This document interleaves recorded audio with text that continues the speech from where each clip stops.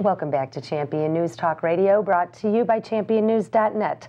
Before we went to break, Lori Yokoyama was discussing an incident with Mayor Daley's nephew? Correct. The incident happened about 8 years ago now, and it involved a gentleman by the name of David Koshman. It was down around Division Street, an evening when David was there with some of his friends, Richard Vaneco was there with some of his friends. David Koshman is about 5'7", 5'8", and they say he weighed about 145 pounds soaking wet. Richard Vaneco is over 6 feet, about 6'2", 6'3", certainly had at least 50 pounds over this young fellow. He punched him, David went down, struck his head on the concrete, and died 11 days later. There were no charges, nobody was prosecuted for this. What eventually occurred was a couple of years ago, the case was reopened due to the investigation of the Sun-Times. Mrs. Koshman asked, she wanted to know answers. Her only son had been murdered, and there were no answers coming. There were efforts made. Everyone kept saying you have to appoint a special prosecutor. And the guy that hit him, that killed him, yes, was the brother?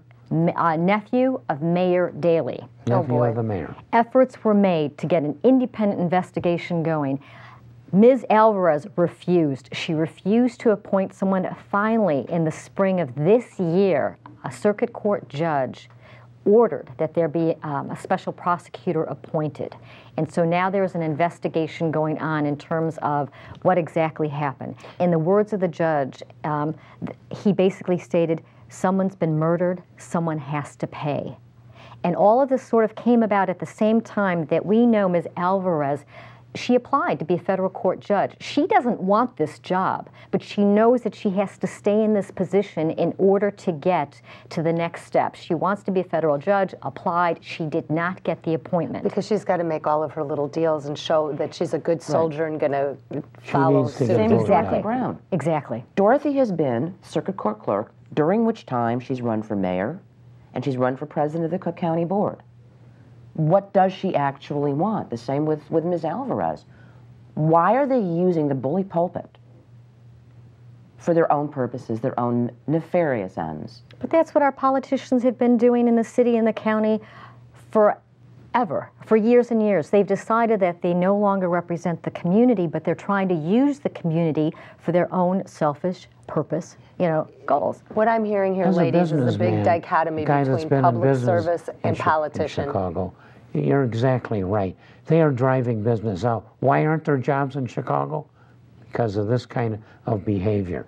You got to pay off to exist in Chicago. If you own property, you do, because you're going to pay at 2.5 times the rate that you'd pay in any other county in the state of Illinois. Here, uniquely in Cook County, the guys that have set this up for corruption. The state of Illinois. State of Ill. I-L-L-A-N-N-O-I-S, a.k.a. Madaganistan. The Illini tribe of Illinois ought to get upset about the use of Illinois, Go on the warpath their tribal already. name. They've done ill to it. But the businesses have been fleeing this county and this city because of the corruption that's going on. And who sits at the head of the corruption is an official that's supposed to be indicting people that do this crap. Exactly. Now let's think about this. We are the most corrupt city in the nation.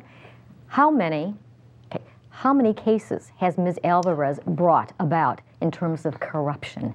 Zero. She can't find one corrupt politician.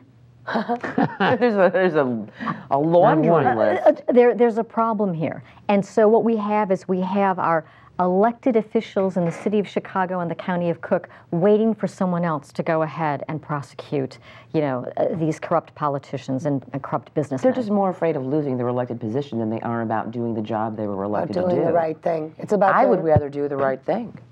Seriously, I mean, That's called public service. Politicians are concerned about their next election and their patronage jobs and how they move up the ladder. Public servants are worried about. Oh no, I want to depoliticize the office of the circuit court I called clerk. up one of these officials one time.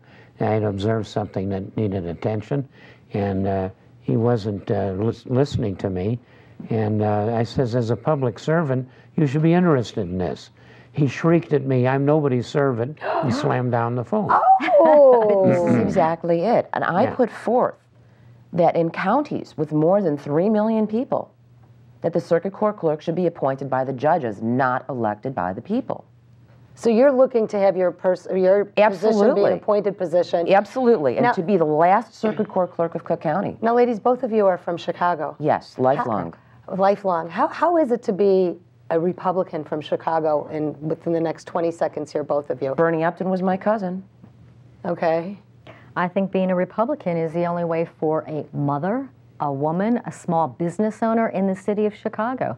I just wish that more people would step, into the We're a limelight. constitutional republic. That's what we were designed as. Republics are built to last the millennia. Democracies only last maybe 200 years. We have to take it back. Wow. Wow. I liked what you said. Say that again. I'm a woman. It's the only. Say that again. It's the only party to be affiliated with. I'm not just a woman, but I'm a small business owner. I'm a mother. I'm a wife. I was born, raised, educated in the city of Chicago. My 2 children go to a Chicago public school high school.